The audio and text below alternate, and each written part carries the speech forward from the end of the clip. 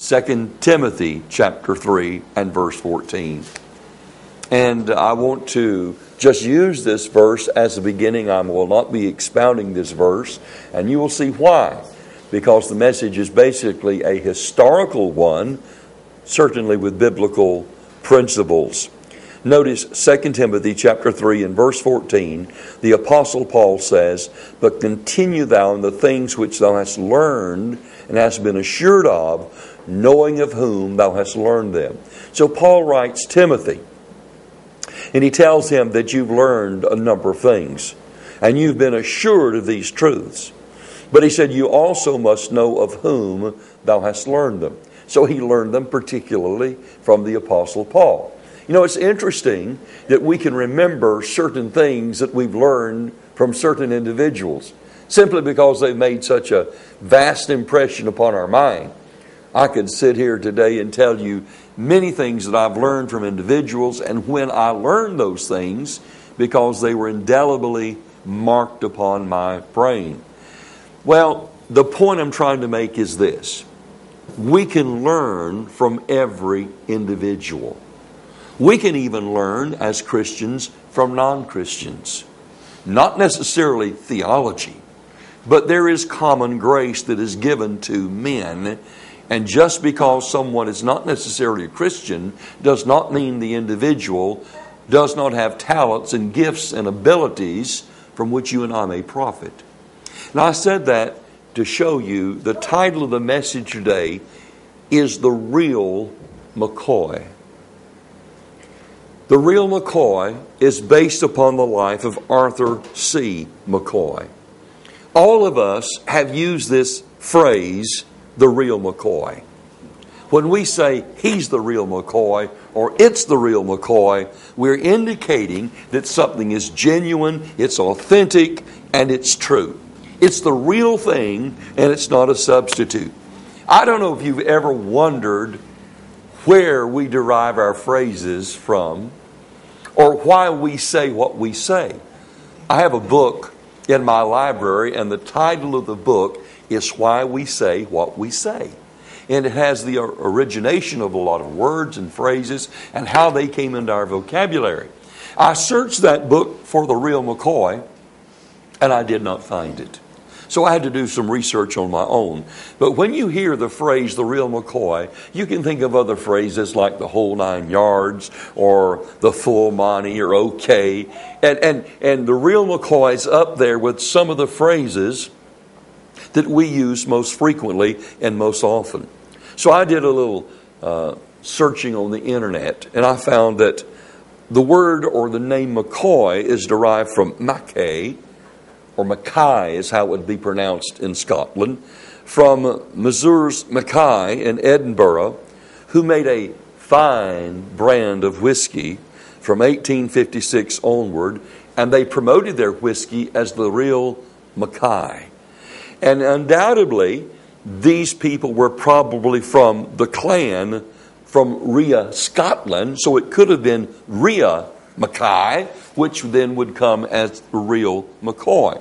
So the Scots National Dictionary said this: the real Mackay, M-A-C-K-A-Y, we would say McKay, but they would pronounce it Mackay, is a Scots phrase that first appeared in print in 1856 as a drappy of, or a drop of, the real McKay. It's the same phrase that was adopted as a slogan to promote the whiskey. Webster's Dictionary quotes Robert Louis Stevenson in 1883 in a letter saying, he's the real McKay or the real Mackay. So in Scotland, as I pointed out, McKay would be pronounced as the word I. But when these people moved to Ireland, it was changed to McCoy. So the Irish families who are named McCoy, McKay, Mackey, McGee, and McGee all came to Ireland in the 13th century. And so we say the real McCoy. Now, there are several originations given of this phrase. That was the first one. The second origin of the phrase is said to be derived from the Scotch whiskey that was smuggled into the United States by Captain William McCoy during the era of Prohibition, because only McCoy's whiskey was known as the real stuff. Now here's a quote, and you will appreciate this quote. To quote Uncle John's bathroom reader plunges into history again. A great, nearly 100% accurate source of trivia. Page 144. The most infamous rum runner was Captain Bill McCoy, whose liquor was of such high quality that it led to the expression, the real McCoy. There's a third possibility, and I doubt this one is really real because it happened too much later in time.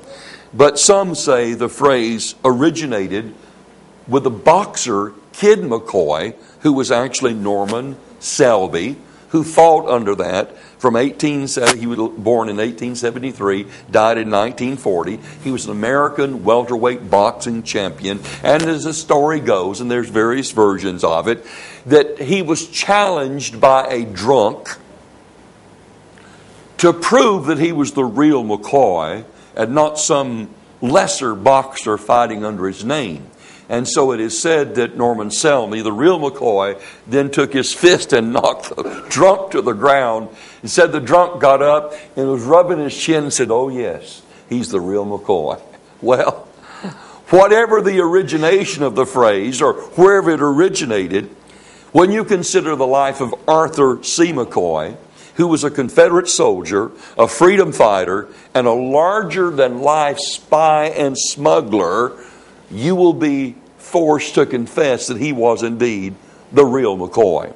Now, I have not found any reference to the Christianity or the lack of Christianity in the life of Arthur McCoy. He was, however, one of the bravest and most courageous men about whom I've ever read. He has faced death, and he did face death on numerous occasions with a smile and with a cheerful attitude. I do not know how anyone who could live as he lived and not know Jesus Christ savingly.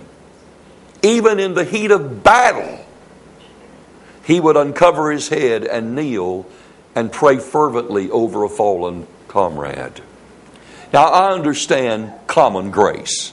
And I know God can give men lots of common grace so that their lives are decent without giving them special saving grace.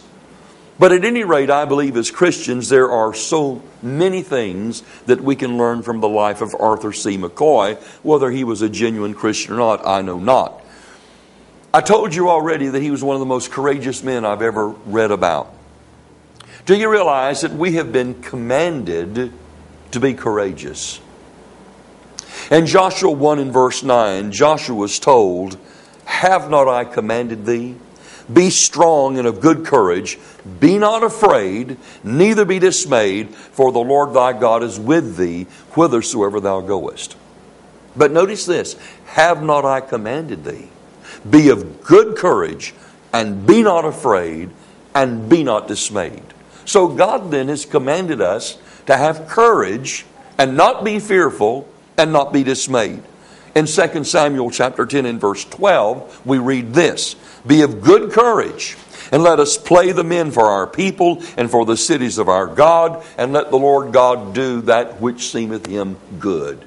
And you have the parallel passage in 1 Chronicles chapter 19 and verse 13, where the Word of God says, "Be of good courage, and let us behave ourselves valiantly for our people, for the cities of our God, and let the Lord do that which is right in his own sight." And so over and over in Scripture, we've been commanded to be full of courage. The Bible tells us that we are not to be moved with fear at all, for God has not given us a spirit of fear, but of power and of love and of a sound mind. Now, Arthur McCoy was a captain under General Joe Shelby. Later on, he fought with guerrilla leader George Todd, who was associated, of course, with Quantrell. After the war, McCoy did ride some with Jesse and Frank James. Now, McCoy was so fierce and so brave and so courageous. I want you to listen to one author. Here is the quote: "Federal soldiers, cotton speculators, Yankee agents, itinerant preachers, and psalm-singing schoolmasters," these would be Yankees, "fled from McCoy's scene of operations in ludicrous haste, spreading the most frightful reports of guerrillas, demons, giants, and whatnot." McCoy once suggested to a federal colonel under a flag of truce, that as the vocabulary of epithets had been exhausted upon his men and upon himself, he would thereafter ask as a special favor that he and all of his men might be called gorillas. Not gorillas, but gorillas. Well, Arthur C. McCoy was known as the Wild Irishman, who served under General Joe Shelby. He was born in Ireland in 1825, and he came to America, where he went to finally the gold fields in California. He was a 49er. In 1850, he was in Centerville, California, which was not far from Placerville, California, where Drury James had a claim. Drury was the uncle of Jesse and Frank.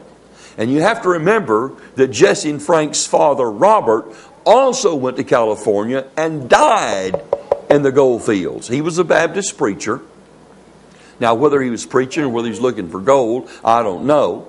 But he died there. So, you have to wonder, since the James family and McCoy were so close together, whether or not their lives ever met in 1850. It would have been a great coincidence if they did, because McCoy's life was closely connected with Jesse and Frank in the 1860s and 1870s. Now, before the war, Arthur McCoy lived in St. Louis, Missouri, where he worked as a coopersmith in Blackman and McCoy, which was a stove and a tinware business which he shared with William L. Blackman.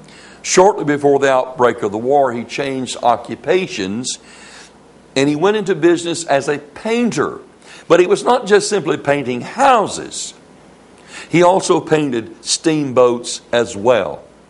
His knowledge of steamboats gave him a working knowledge so that later on in the war, he would be an able burner of steamboats.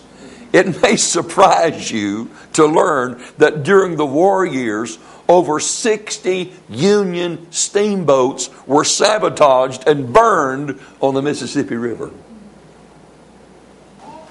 McCoy also was a member of the Liberty Fire Company, one of the volunteer fire companies in St. Louis, Missouri, until paid fire companies were established in 1858.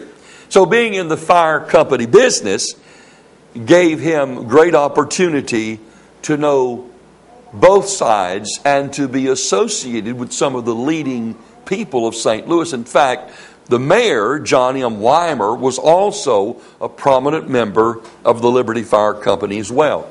And it may surprise you to learn this, that most of the major secessionists were members of these fire companies. McCoy went into business with Thomas Farmer, and he named his painting business Farmer and McCoy. And it seems as if McCoy also met his wife through the fire company. In December of 1855, he married Louisa Gibson, who was baptized Heloise, who was the youngest daughter of a well-to-do St. Louis family. His brother-in-law, Robert Loudon, who also became a notorious Confederate spy, mail runner, and saboteur, married Mary Gibson, Louisa's sister, whom he met through the fire company as well. So, McCoy then had a great connection with the fire companies. He went to Alton, Illinois for a little while, but he came back to St. Louis in 1859.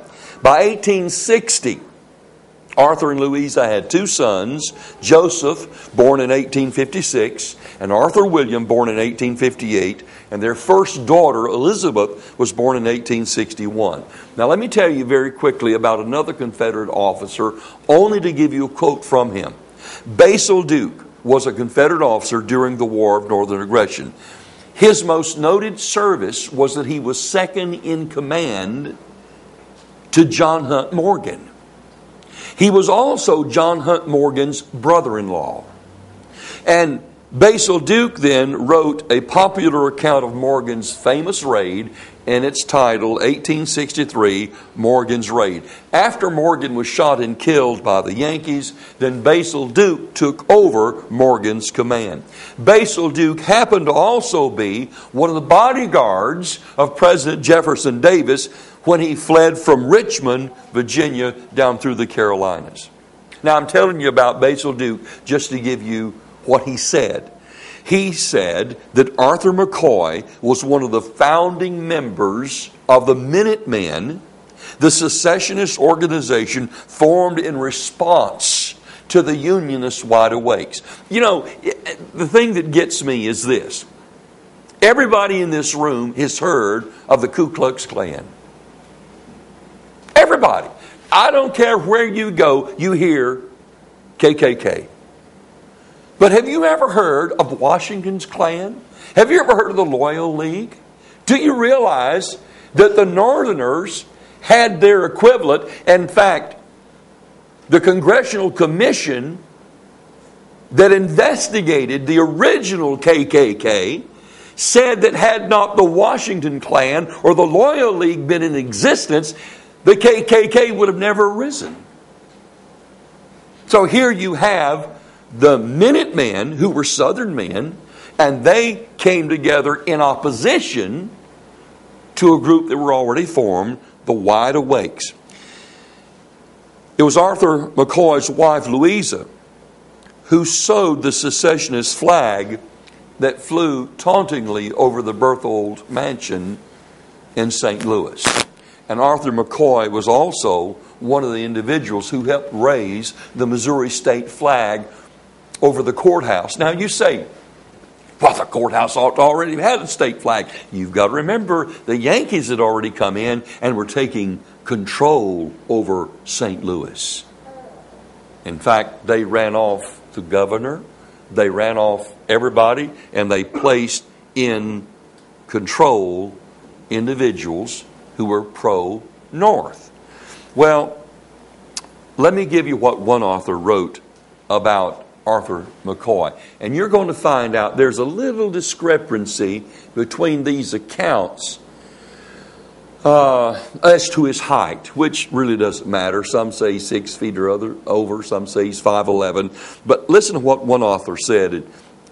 He said it very plainly. He said, Arthur McCoy was 6 feet and over, a little stooped about the shoulders, very long in the arms, having a stride like a racehorse, and a nervous energy expending itself even while he slept.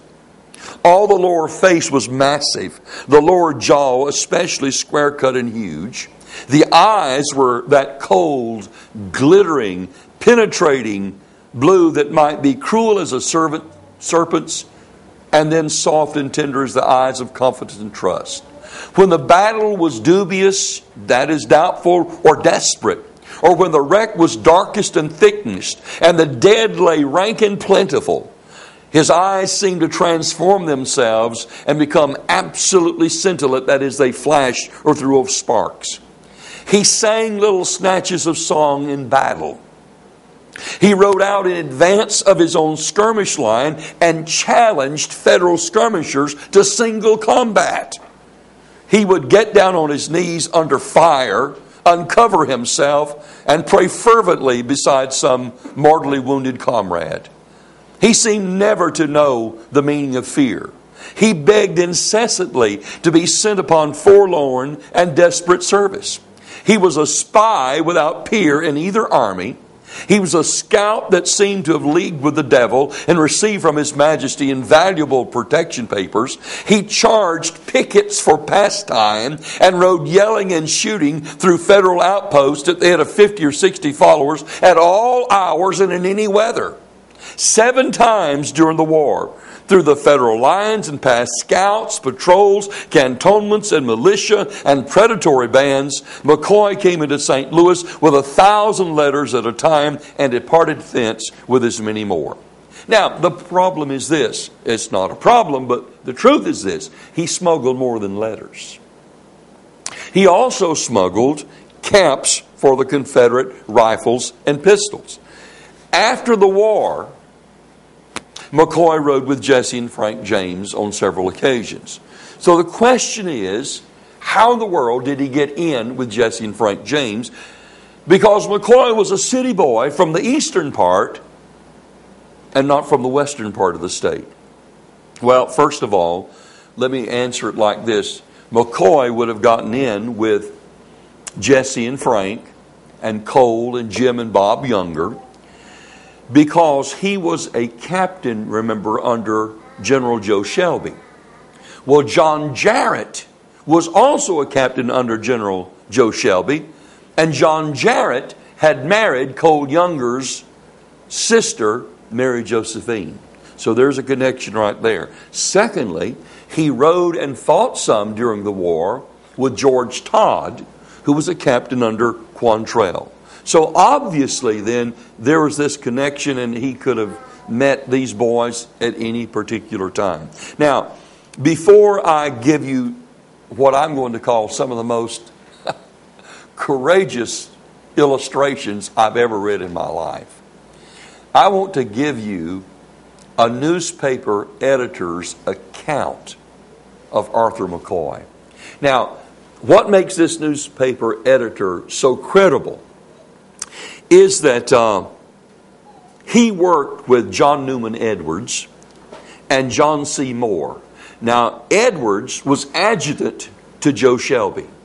And also, Moore was a captain or an officer under Joe Shelby. So, McCoy and all of Jesse and Frank and all these others, John Jarrett, who would, and even when Quantrell and some of his men would come under, they would still be under John Shelby, General Joe Shelby. So there would be a relationship that is formed and orders that are formed. So this editor was in with John C. Moore and John Newman Edwards. So you had 3 editors here of the Kansas Times, and here's what he said. Agreeable to your request, I give you some sketches of the notorious band of Missouri highwaymen whose latest exploit, the robbing of the train on Iron Mountain Road, is the sensation of the hour. I go, of course, on the presumption of the telegraphic dispatches that the perpetrators of the robbery were Arthur McCoy, the Younger brothers, the James boys, and Will Shepherd. Now listen to this. If this presumption is mistaken, I hope these young gentlemen of the highway will pardon me. He doesn't want to get in trouble with them. But it must be said that there is nothing in their records, at least, that would tend to throw doubt upon the assumption of the telegraphic dispatches to the press. My knowledge of the boys dates from the time when I was associated with John C. Moore and John Newman Edwards conducting the Kansas City Times. The boys had been Confederate soldiers serving part-time with Shelby and Marmaduke, and Moore and Edwards had been sometime their commanders and had been, before the boys became outlaws, their associates and friends. Thus I learned much of their personal history whenever their exploits made them the theme of conversation in the Times office, which, by the way, was quite frequently. Arthur McCoy, who may be said to be the executive officer of the band, is a remarkable man with a somewhat remarkable history. Before the war, he was a resident of St. Louis, where he occupied a respected position in society for some time, which he partially lost by his reckless behavior during the 2 or 3 years immediately preceding the outbreak of the conflict, which means secessionism. At this time, he joined one of the fire companies of St. Louis, and his combative propensities soon gave him an unenviable notoriety. He was probably the worst customer to fool with that ran the machine in St. Louis at that time, which is saying as much for his fighting capacity as can be put into a few words. Now listen, McCoy is about 5 feet 11 inches high, dark complexion, had dark brown hair, a well-portioned, altogether handsome face, and weighs, I suppose, about 175 pounds. He is well educated. That is, he has a common education and is a man of considerably more than average intelligence. During the war, he did a great deal of service as a spy. And this was the school from which he graduated, the desperado that he is. I have not time or space to record any of his adventures as a Confederate spy. But those who know what sort of warfare was waged west of the Mississippi know that the part he played often involved desperate work. And there are several instances which go to show that none of it was ever too desperate for him. Now listen, McCoy has one of those peculiar organisms whose possessors seem to deserve no credit for their courage. His bravery, which is absolute, is a sort of second nature.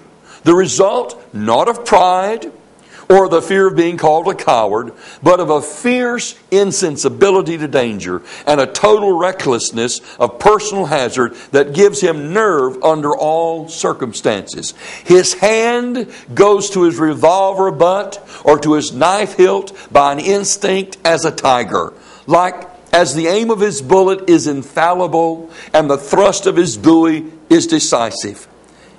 I don't suppose McCoy ever shot at a man whom he did not hit, nor that he was ever in a situation where his judgment was not as clear as his impulses were suddenly and deadly. And you'll understand this statement a little bit later.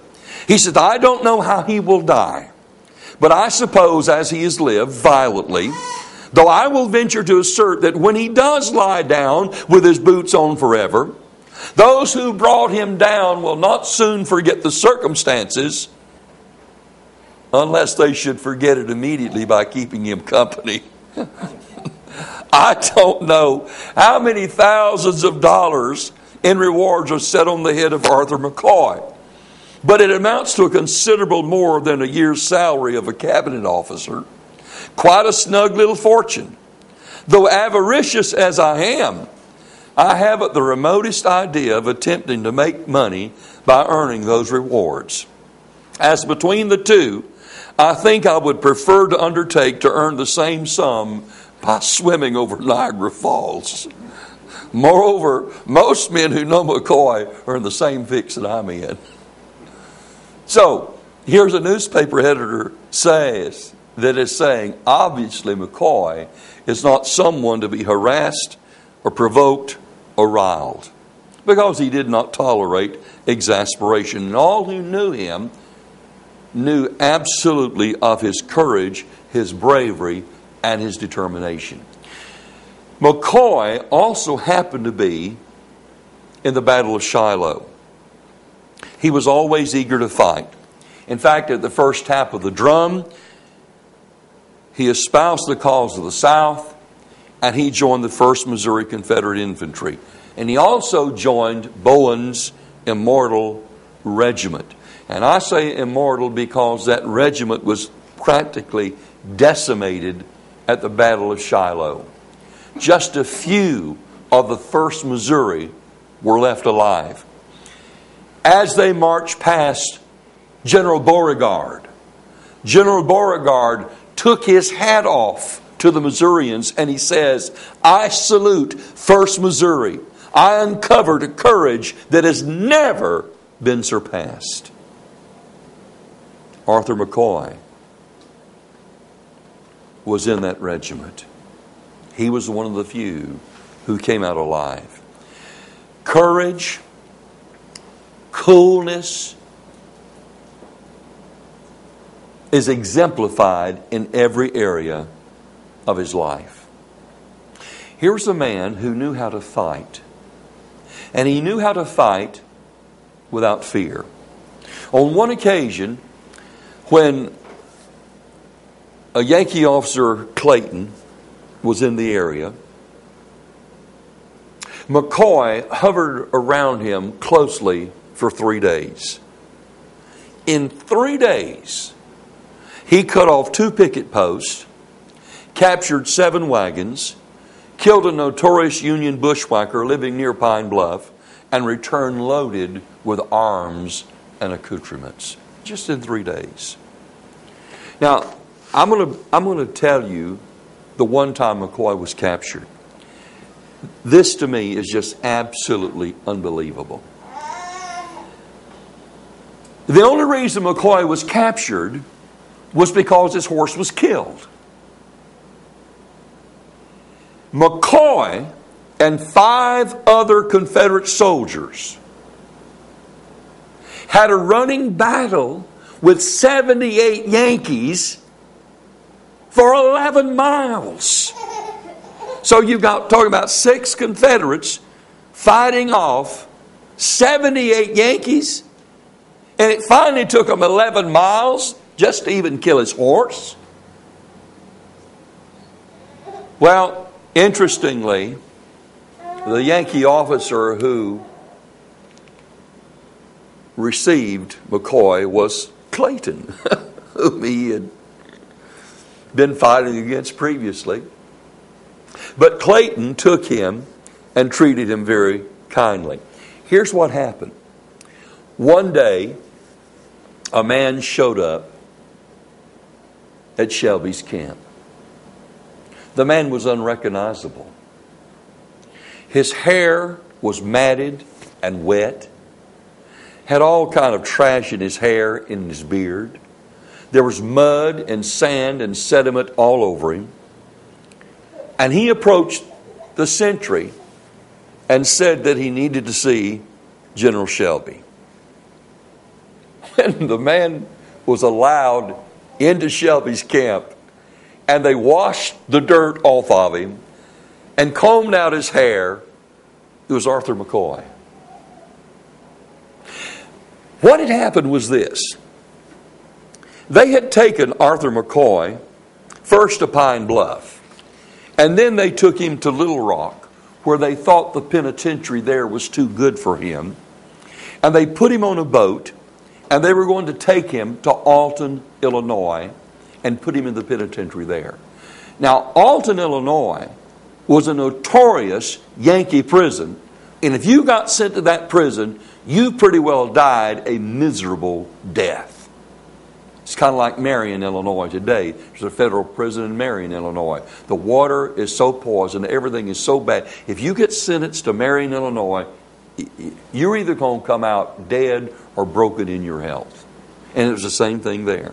So they had him on the ship, and they were taking him to Alton, Illinois. Well, General Shelby had launched an attack. And by the way, now he's been captured at least a month or so. I mean, he's been going from place to place. And so they have him on this boat. And Shelby is attacking a certain town, and he's attacking a boat, the Queen City. And McCoy hears the guns. And he knows Shelby's guns, and he knows there's a fight going on. And he can tell by the sound of the guns, it sounds like the Confederates are winning. So what McCoy does is he gets the engineer of the boat, or the captain of the boat, and McCoy dresses in a workman's suit, as he was a workman on the boat. And he goes up with the captain or the engineer to the top deck. And here the soldiers are walking their guard, Yankee soldiers, supposed to be, keeping him there. He determined to escape, and the engineer was helping him. Now, you've got to remember, McCoy painted steamboats. So he knew a lot of these engineers. Robert Loudon, his brother-in-law, also painted steamboats. Loudon also had a friend, Ab Grimes, Absalom was his name, Ab Grimes, who happened to be a pilot. And so any friends of Loudon would necessarily become friends of McCoy. And the Yankees noted that all riverboat men were notoriously southern leaning.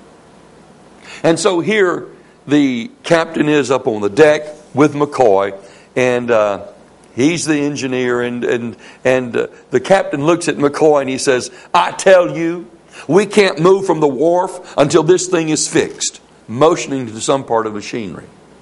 And McCoy says, "I tell you, that dang thing can't be fixed until you send it to the Little Rock Foundry." The captain and the engineer said, "I know better. You come with me and I'll show you."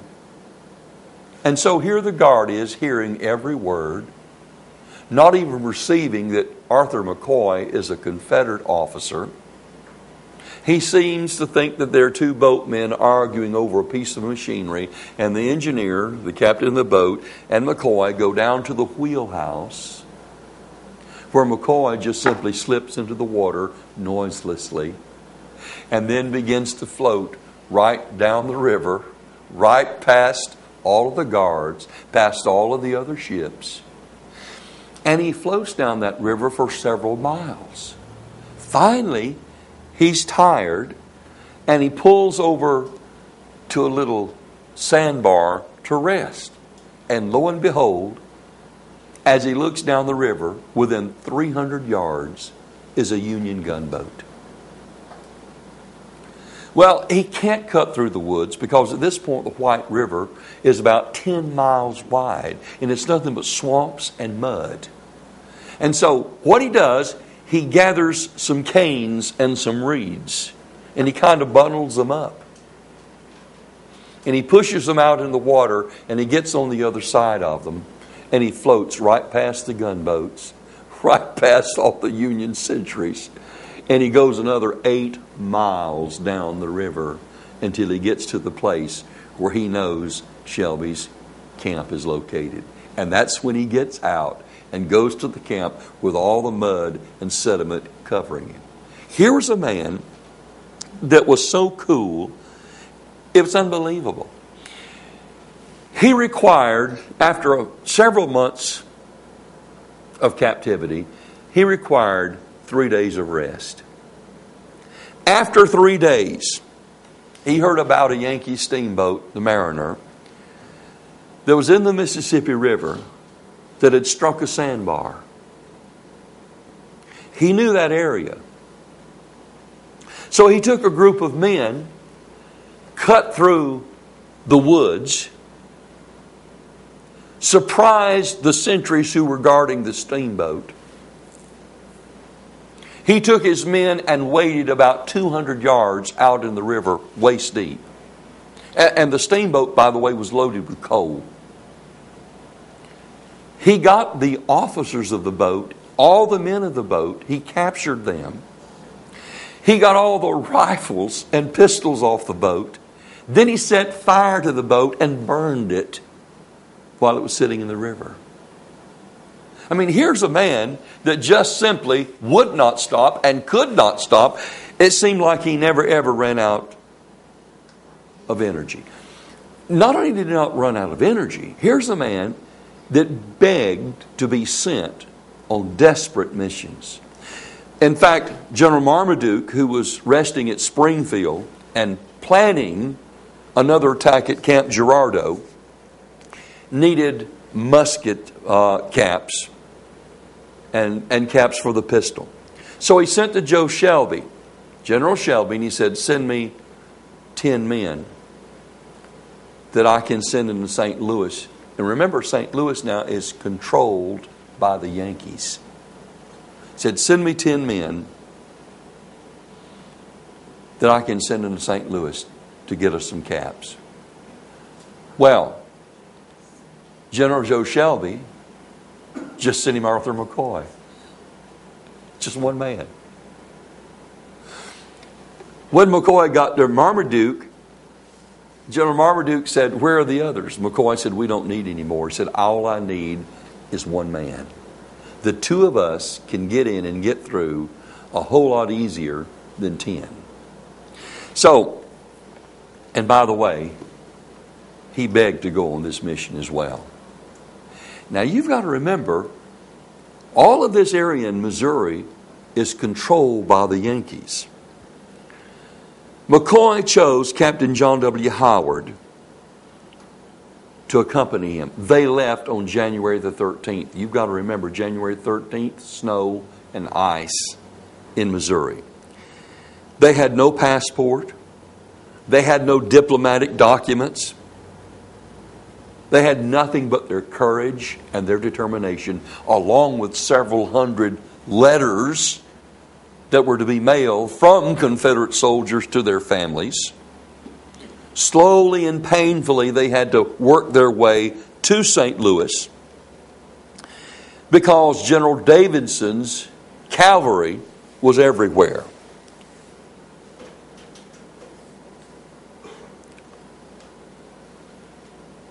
They were doing everything they could to avoid General Davidson's cavalry. When they got to Pilot Knob, they found an old man there. And you've got to remember now that Howard was dressed with a blue overcoat except for his gray pants.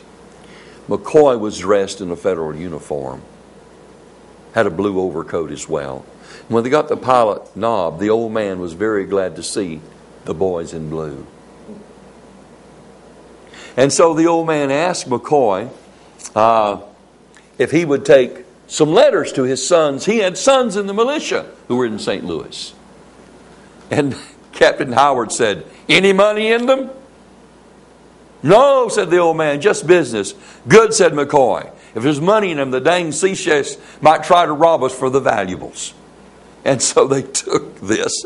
They got all the information they could from him and kept going. And another interesting thing on this same trip, they keep stopping in houses because, remember, there are no inns, there are no motels, and you have to be fed. So they stopped at one house, Mrs. Smith, who had Southern leanings, but she had two sons who were in the Yankee militia.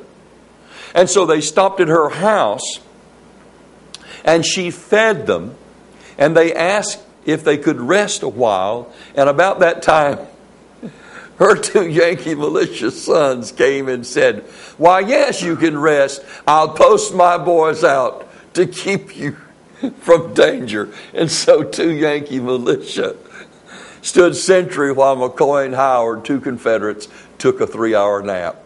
After they took a 3-hour nap, they went on down the road. They met a Mr. Stovall, and McCoy asked him, he said, "Are you a good Union man?"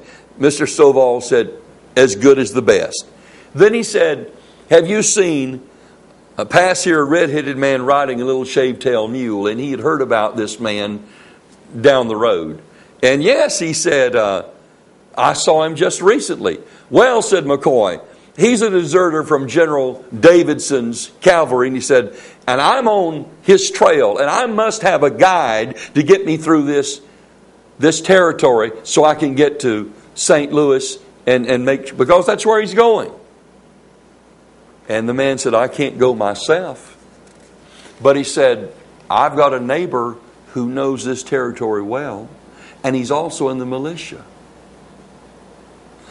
So McCoy said, "Go get him." And when the neighbor came back, Mr. Stovall said, "Captain," he said, "here he is." And McCoy looked upon this man, and he was a vicious militiaman, mounted on a fine horse, well armed. McCoy says, "I hear you're a good guide. I desire you to accompany me." And the militiaman said, "I'm sorry, I cannot accompany you." McCoy reached in his saddlebag, pulled out an official-looking letter, and said this: "General Davidson has given me this document for my authority. It empowers me to impress or to kill, and I am willing to do either one or the other, or my name is not Captain McKeever." And the militiaman said, "Very well, I will accompany you." And so here's a Yankee now leading 2 Confederate soldiers through this territory. The interesting thing is they come up upon a cavalry encampment. By this time it's raining, it's cold, it's wet. And the Yankee militiaman says, and the cavalry, by the way, had gone about 30 yards, 40 yards off the road because of the rain. They weren't going to just stand out in the rain. And the Yankee that was leading them said, well, we'll have to stop or they'll shoot. McCoy said, I'm not stopping for anybody in this rain. And he said, Howard, close up. And Howard took his reins and hit the Yankees' horse, and all 3 of them rode straight through, no shots at all. Finally, they got to where they were supposed to be, right outside of St. Louis. When they got right outside of St. Louis, they pulled up, dismounted, got them a room, took them a bath, leisurely shaved, and then went sauntering into a public bar room. When they get into the saloon, there's about 20 Federals that are in there drinking. McCoy shouted, "Hello, infantry! Come and take a drink with some of the crack fellows from Davidson's cavalry." And all of a sudden, all these Yankees swallowed around them just so they could get free whiskey. And of course, they begin to ask about Price and Marmaduke and the rebels and the bushwhackers and all of this. Finally, one of those men, who was a very brawny man, came up to Captain Howard, struggling to identify him. Finally, he said, "Who are you? I know you. I've seen you before in St. Louis." Howard's composure was absolutely wonderful. Howard said, "Well, of course you've seen me in St. Louis. Very likely, I've been there often.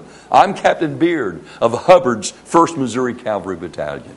And since all of these Yankees were infantry, and most of them had not been to the front lines yet, they had no earthly idea that they are now being overawed by these 2 fine cavalry officers in the Yankee Army, and yet they had no idea that they were literally Confederate soldiers. Once they got into St. Louis, the first thing that they did was to have 2 fine Confederate uniforms made for themselves by the seamstress in St. Louis. They not only had the uniforms made, they had all the lace, all the gaudiness, everyone on them. Finally, they passed within 2 feet of the sentries at the armory. McCoy said, "I'll get the caps." He went in and got over 40,000 caps, put them in his saddlebags. And he looked at Howard and he said,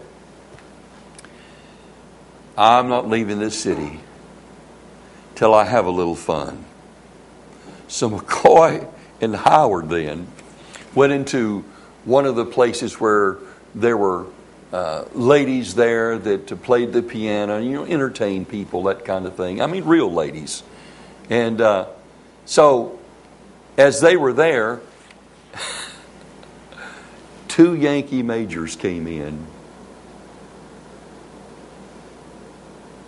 They'd been sitting around talking, the ladies playing the piano. All of a sudden, McCoy got up, went into a coat room, took off that blue Yankee overcoat, and there he stood in full Confederate uniform.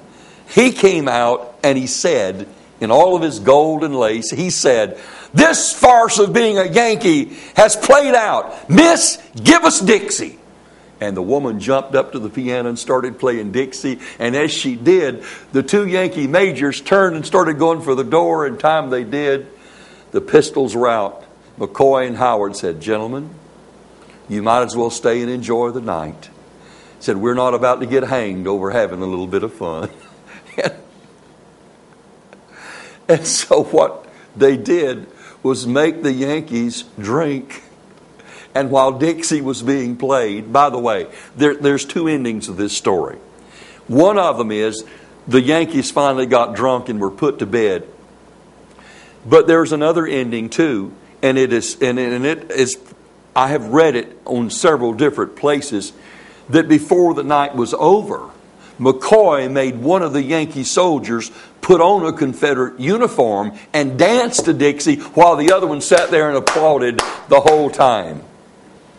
But anyhow, whether he danced or whether he didn't dance, they were solidly, totally drunk. And of course, they went to bed.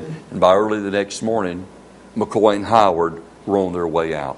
McCoy had the 40,000 caps.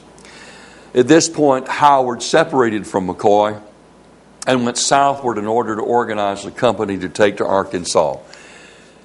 But it's not over. I mean, McCoy's not even back. This is just one mission. As he rode out of St. Louis in the cold, gray, early morning, he passed Benton Barracks. And as he passed Benton Barracks, there was a Yankee sentinel standing by the road with his rifle at right shoulder shift. McCoy rode up to him and he said, listen to this. He looks at the Yankee with a rifle on his shoulder and he says, I'm a Confederate officer. I represent the Confederate president. If you should present arms to me, I should consider that you had presented them to Mr. Jefferson Davis himself. Present arms! The sentinel thought the man was mad or drunk. It was still early mornings. No other soldiers were up yet. And McCoy's revolver was out in a flash on the young Yankee's breast. And he said, you will not present arms to me? Not to save your life? But you see, I have the drop on you. Do you want me to kill you? Still thinking that McCoy was one of his own, or drunk, and just being mischievous, trying to play a prank on him, the young sentinel replied, shoot and be damned. McCoy's face darkened instantly. As he cocked his pistol, he said, I will not shoot you unless I give you a chance for your life. Listen, he said, I shall ride back 50 paces, turn my horse, and charge you. He said, you have one shot in your rifle. I have 18 in my pistols. But he said, I too will only use one shot. So he says, you have one chance to save your life. And when the Yankee soldier saw him march back 50 paces with his horse, turn, and start the charge, he began to see this is serious. So he took his rifle off his shoulder, cocked it, and waited. McCoy charged within 10 paces of him. And the young soldier fired at 10 paces, 10 steps, and missed. And as he did, McCoy came by, pulled out his pistol, and one shot shot the Yankee down.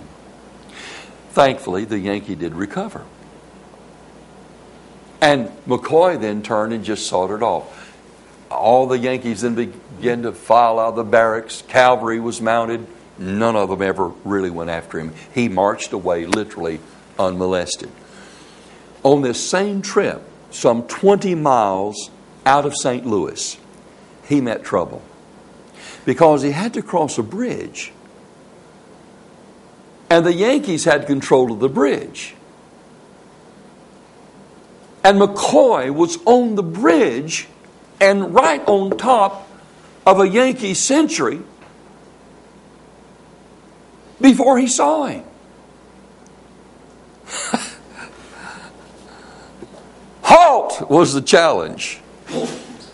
Well, says Captain McCoy, what do you want? I want you to get down and show your pass, said the boy in blue. What, sir? Says McCoy in a voice of thunder. Do you dare to insult an officer of the day with a saber by his side with such a piece of insolence as this? Can't you see my rank, sir?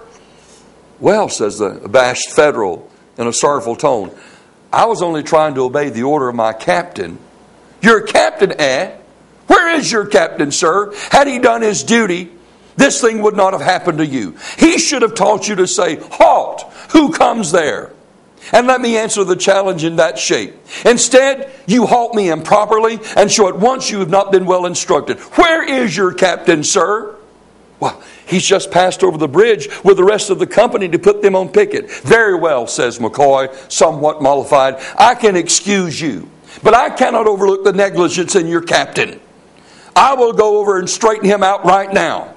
With that, he just punched his spurs to his horse and took off and left the young sentry.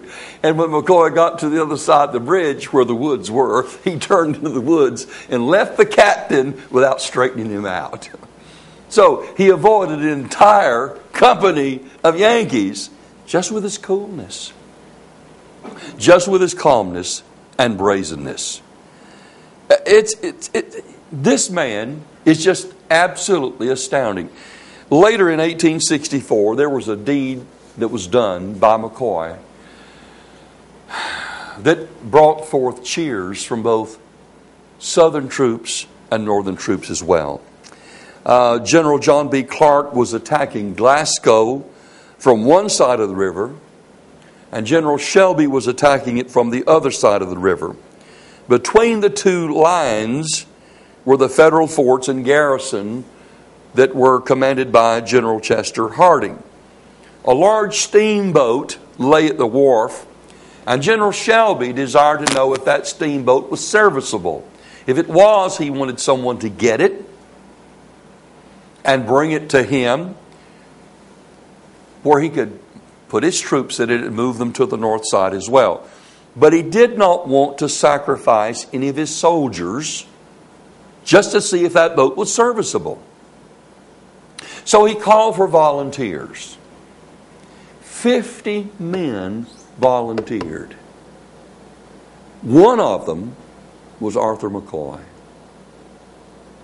McCoy begged and pleaded to let him be the man.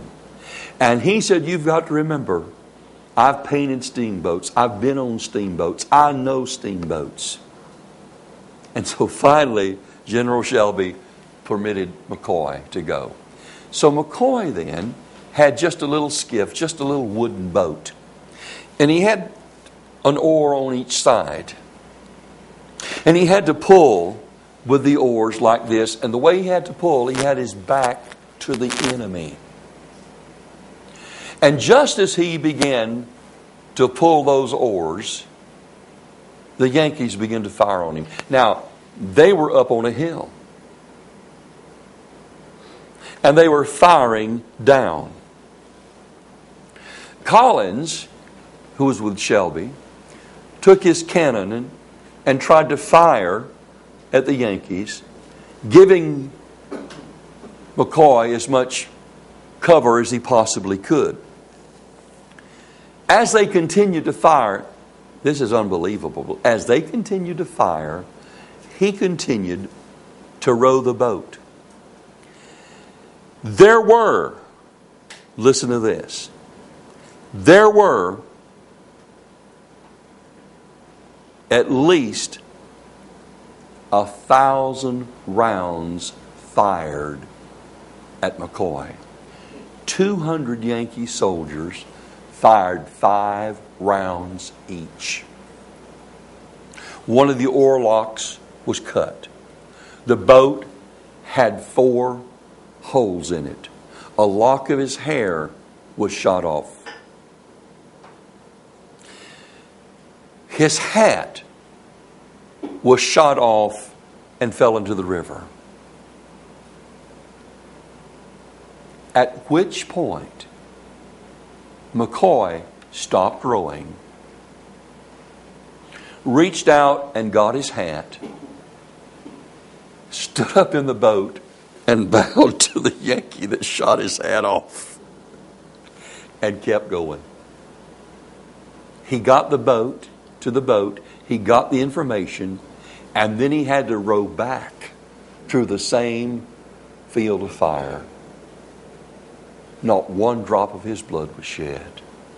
Unbelievable. Miraculously, He went through all of that fire and then rode back through all of that fire and was never hit. On one occasion, McCoy fought a duel to the death. It was not one of his own making, but he did fight it. In the Western Army, you have to remember that there were many Confederate Indians. One of these regiments was a Choctaw regiment. And the young half-breed captain had a pony that was very, very sensible. The pony would do all kinds of tricks. The dance, bow, whatever. I mean, could have been a circus pony. He was so well trained. McCoy owned a very savage stallion. Big, but fleet of foot, fast. And somehow that Indian put his pony in with McCoy's stallion. When they awoke the next morning, the Indian had no pony because the stallion just killed him. The Indian was absolutely incensed, and he demanded satisfaction, and so he was going to kill McCoy's horse. McCoy stood in his path with a drawn saber and said to the Choctaw, "Arm yourself. Shall it be with a sword or pistol? You want satisfaction? You may have it. My horse's hide is more precious than my own. Therefore not one hair upon it shall be ruffled." The Indian chose the saber. A ring was formed, and they began to fight.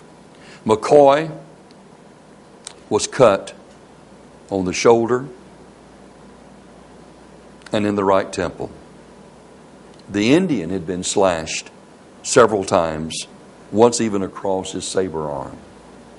Both were getting weak. They had been fighting. Both were losing blood. Finally, McCoy did a feint. And when he did the feint, the Indian moved, and he just ran him through with his saber. The Indian did die that night. I could go on and on. Here's a man that did not know fear. Even in the most fearful circumstances, he was calm. McCoy fought fearlessly. He fought frequently. He fought ferociously. When the Southern generals had to withdraw from Missouri, it was McCoy and a few men, 50 or 60 men, who kept the pressure upon the Yankees. And it was McCoy who sent word back to the Southern generals of what was going on and what was happening. After the war, the two James brothers, Cole and John Younger, and Arthur McCoy, was known as the Terrible Quintet. In fact, John Newman wrote a book, The Terrible Quintet, naming these five. John Newman Edwards wrote the book. After just a few months, when the book came out, John Younger was killed in a gunfight with the Pinkertons. Jesse and Frank James, of course, had become famous. But within 16 years, they were out of business. Some say Jesse was dead. Some say he was not dead. In fact, there's evidence that his death may have been faked anyhow. But as to Arthur McCoy, it's a puzzlement as to what happened. Because John Newman Edwards, who knew all of these men personally, said that he was one of the most 5 prominent men in November of 1873. There is no confirmed death date for Arthur McCoy. The family believes that he died in Texas in the early 1880s. There are some sources that place his death as early as 1874, several weeks before the Gads Hill train robbery, which he is often named in.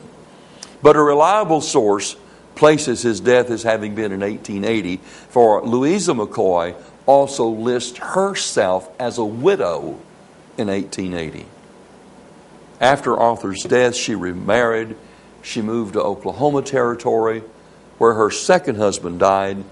And then she and her children moved to Oregon and into Idaho, where she remained a widow and alive until her death at age 81. Now I want you to stop and think with me. Here's my question. What can we learn from the life of Arthur McCoy? I can list a number of things.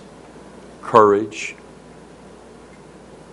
coolness, confidence, consecration for a cause. And those are just starters. Have you ever stopped to think that courage is absolutely necessary in our personal life? And it's absolutely necessary, especially in dangerous situations. And I've got news for you folks. If the Lord lets us live another year, I believe our situation in this country is going to get far more dangerous than it is right now. We need courage. We need coolness. We need to have a calm mind and to think calmly in situations. Do you realize in a desperate situation, most people go to pieces? I never will forget one incident that happened to me, and I couldn't have been over 4 or 5 years old. Probably 3 or 4. But my mother had gone fishing with my father, and I was a little boy, and I was behind her. And she had one of those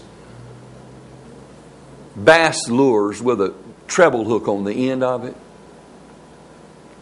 And she took her reel like this to throw it. It went behind her, and she's left-handed. It went behind her like that. And that thing came back and caught me in the jaw. And when she did like that, it just sunk that hook in my jaw. When my mother saw what had happened, you know what she did?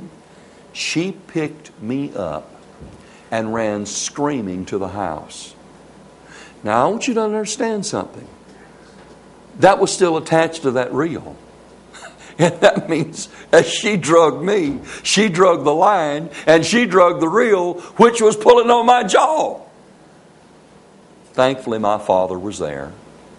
He chased her down, stopped her, took me away from her, broke the hook off, pulled it back out, and took me to the house and doctored me. Dad was calm, Mother was not.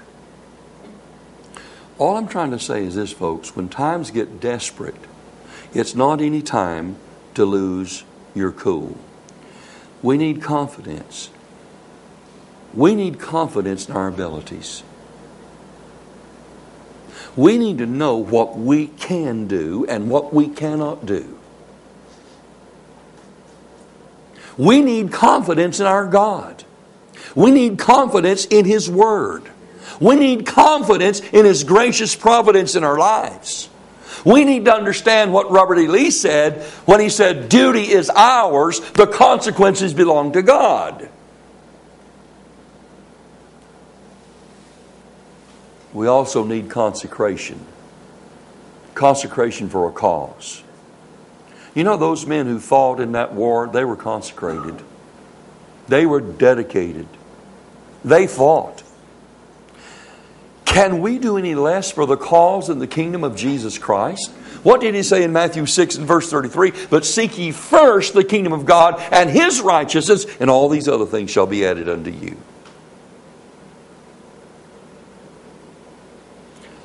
In order to fight fearlessly, with courage, with confidence and coolness, we must have consecration. And we must have consecration to Jesus Christ and to His Word. We must consecrate ourselves afresh and anew. And to learn to say, like Martin Luther, when he stood before Charles V and all the hosts of the Roman Catholic Empire, Here I stand, God help me, I can do no other. We need to learn from the life of Arthur McCoy and ask God to give us some of what he had. May God give us men. Father, in the name of Jesus Christ, we bow before Thee. We thank You for Your love, for Your truth, for Your grace, for Your mercy. And Lord, help us to learn and learn from those, Lord, whom You have used in time past. Give us grace, give us courage, give us coolness, confidence, Lord, and consecration unto Thee.